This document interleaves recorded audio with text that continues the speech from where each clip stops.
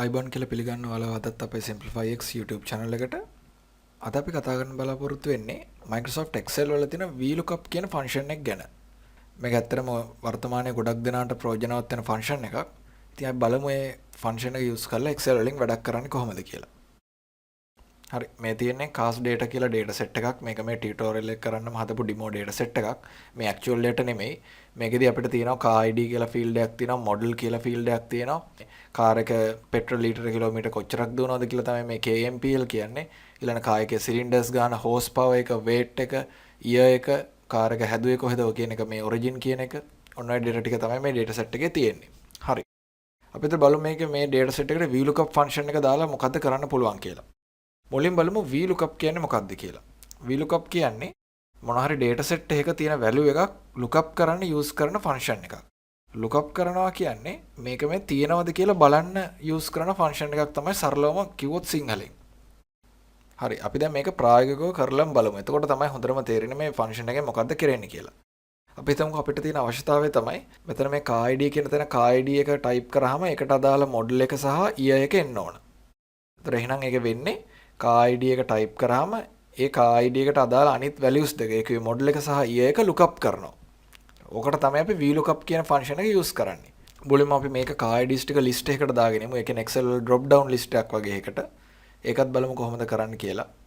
මුලින්ම මෙතන මේ cell එක K3 කියන cell එක select කරලා data කියන ribbon එකේ තියෙනවා data කියලා section එකක්. ඒකට යන්න tab එකක්. ඒක data validation කියලා option එකක් තියෙනවා. ඒක click කරන්න. ඒකේ මෙතන settings කියන tab එකේ validation criteria එක යටතේ මෙතන allow කරන්න list කියන එක කරලා source එක අපි දාමු. මෙන්න මේක click කරලා car ID කියන එක click එකක් දීලා shift එකයි control එකව බාගෙන down arrow එක press කරන. එතකොට ගානට අපේ data set එකේ අවසාන value එක දක්වාම මේක select වෙන automaticallyම enter එකක් දෙන්න. okay කරන්න. දැන් බලමු අපි මෙතන අපේ මේ drop down එකට අවිල්ලා තියෙන ඔක්කොම car IDs ටික. ඊළඟ අපි මෙතන දැන් type කරමු VLOOKUP formula එක. ඒතර VLOOKUP type කරද්දී equal VLOOKUP. ඒතර automatically මේ Excel suggest කරනවා. tab එක press කරලා suggestion එක accept කරන්න. ඊළඟට මේ තියෙනවා මේ ලස්සන්ට මේ දාලා මේ මොනවද එන්න ඕන මේ formula එක ඇතුලේ එන්න ඕන parameters. ඒ කියන්නේ formula එක ඇතුලේ අපිට දෙන්න ඕන values මොනවද කියලා. මුලින්ම දෙන්න ඕන lookup value. ඒ කියන්නේ බලන්න ඕන අගේ මොකද්ද? ඒතර බලන්න ඕන අගේ මේ car ID එකෙන් අපි මේ type කරන්නේ මොකද? ඒකෙන් තමයි මේ model එකයි year එකයි output වෙන්නේ. ඒතර car ID එක type කරන cell එක අපි select කරන්න. ඒක select කරා. K3 table array කොතන තියෙන values වලින්ද මේක බලන්න ඕනේ කියලා තමයි මෙයා ඊළඟට අහන්නේ. මෙතන මේ තියෙන සම්පූර්ණ table එකම නේ අපිට ඕන. ඒතර අපි මුළු table එකම select කරමු. ඒකත් සරලයි මේක click කරලා shift එක ඔබලා control එකයි right hand side එකේ තියෙන arrow එකයි down arrow එකයි click කරන මුළු table එකම select වෙනවා. හරි. ඊළඟට තියෙනවා column index. මේ බලන්න මෙතන මේ තියෙන column index. column index කියන්නේ අපිට output කරන්න ඕන value එක තියෙන column එකේ අංකය. මේ index යන්නේ car ID කියන්නේ A කියන column එක 1 2 3 4 5 6 7 8 කියලා දා යන්නේ. එතකොට අපිට ඕන model එකනේ. model එක තියෙන්නේ 1 2 දෙවෙනි column එක. ඒතර index එක වෙන්නේ 2. ඊළඟට දාලා තියෙනවා true or false දාන්න තියෙනවා. එතකොට එක්ක true කියන්නේ approximate match, false කියන්නේ exact match. මෙතනදී අපිට හරිම match එකක් ඕනනේ. ඒ කියන්නේ approximate. ඒ කියන්නේ දල වශයෙන් මෙතන ගැලපීමක් නෙමෙයි. හරිම ගැලපීම අපිට කරන්න ඕන. ඒක හින්දා අපි false කියලා type කරමු. කරලා enter. එතකොට එහෙම type කරාට පස්සේ මෙතන NA කියලා වැටෙනවා. ඒ කියන්නේ not available කියලා. ඒක ගැන වැඩි හිතන්න එපා. මොකද අපි තාම මෙතන car ID එකක් දීලා නැති හින්දා තමයි එහෙම එන්නේ. අපි දීලා බලමු car ID එකක් C1 කියන එක. එතකොට බලන්න ටග් ගාලා Toyota Vitz කියලා ආවා. අපි ඊළඟට බලමු year එක දෙන්න. ඒකට අර වගේමයි VLOOKUP.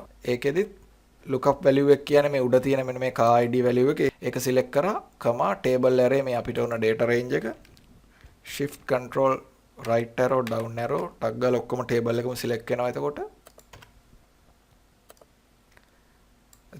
column index මෙතන year එක තියෙන්නේ 1 2 3 4 5 6 7 7 වෙනි row එකේ 7 type කරා I false exact match එකක් තමයි අපිට ඕන enter කරන්න. එතකොට ටග් ගාලා 2013 කියලා ආවා. මේකත් අපි බලමු. C1 එකට බැලුවොත් Toyota Vitz 2015 මේ තියෙන. හරියටම හරිය data එක. එතකොට මෙන්න මේ විදිහට තමයි VLOOKUP ෆෝමියුලා එක ප්‍රායෝගිකව යොදා ගන්න Excel worksheet එකක. අපි තව උදාහරණයක් බලමු. මේ තියෙන්නේ එක්තරා ටියුෂන් ක්ලාස් එකක ක්ලාස් A ක්ලාස් B කියලා ක්ලාසස් දෙකකට බෙදලා තියෙනවා ඒ ක්ලාස් එක. ඒකේ ළමයින්ගේ ඇඩ්මිෂන් නම්බර්ස්. එතකොට අපිට බලා ගන්න ඕනේ මෙතනදී ක්ලාස් A එකේ තියෙන ඉන්ඩෙක්ස් නම්බර්ස් ක්ලාස් B එකේ තියනවාද කියලා. එතකොට මේ වැඩේ අපිට සරලවම VLOOKUP එකෙන් කරන්න පුළුවන්. එහෙම නැත්නම් මෙතන දැන් බැලුවොත් ළමයි 100 දෙනෙක්ගේ data තියෙනවා. එතකොට මේක එකින් එක බලන්න බෑනේ මේ හරි සංකීර්ණයිනේ මේ ඉලක්කම් 6ක් තියෙනවා එක ඇඩ්මිෂන් නම්බර් එකට ඕක කොහොම කම්පෙයාර් කර කර බලන්න බෑ. උදාහරණයක් විදිහට මේක මෙතන තියෙනවද කියලා බලන්න බෑ. අපිට Excel වල ඕනනම් control F ගහලා මේ මෙන්න මෙතන මේ තියෙන 867යි 697 කියන එක දාලා find next කරාම මේක තියෙන තැන බලන්න පුළුවන් මේ row එකෙත් තියෙනවද කියලා. නමුත් ඉතින් ඕක වෙලා යන වැඩක් නේ. මේක සරලවම VLOOKUP එකෙන් අපිට කරගන්න පුළුවන්. ඒකටත් අර වගේම තමයි. මෙතන අපි මේ cell එක click කරලා equal VLOOKUP දාලා tab එක press කරපු ගමන් අපි Excel දෙන suggestion එක accept කරා වෙනවා. එතකොට ටක් ගාලා ඒ formula එක complete වෙනවා. lookup value කියන අපිට බලන්න ඕනේ මෙන්න මේ 956 371 කියන index number එක මේ class A එකේ ළමයින්ගේ index number ඇතුලේ තියෙනවද කියලා. අපි ඒකට මුලින්ම බලන්න ඕනේ මේක lookup value එක ඇතර මේකනේ 956 371 තියෙන එක select කරා table array වෙන්නේ මෙතන මේ සම්පූර්ණ data range එක. ඒකට shift control down arrow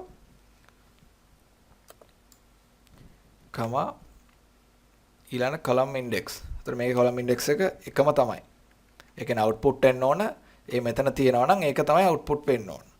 ඒතර උදාහරණයක් විදිහට කිව්වොත් මේ value එක තියෙනවා නම් මේ F කියන column එකේ මෙතනත් මේ value එකම type වෙනවා.